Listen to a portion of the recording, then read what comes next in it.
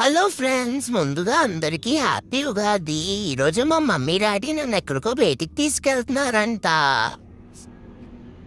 నేను తొందరగా కారు ఎక్కియాలి, లేకపోతే వీళ్ళందరూ నన్ను వదిలేసి వెళ్ళిపోతారు ఇక్కడ.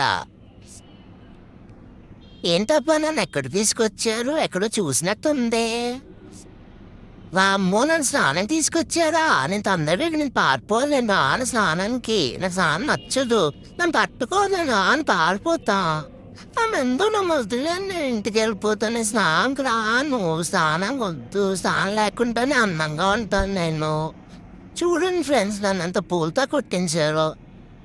నేను ఫ్రెండ్స్ బయటికి తీసుకెళ్తానని స్నానం తీసుకొచ్చారు ఫ్రెండ్స్. మరి మూతికి ఏదో కట్టేశారు. నేను ఎప్పుడైనా ఏమన్నా కడిసారా ఫ్రెండ్స్?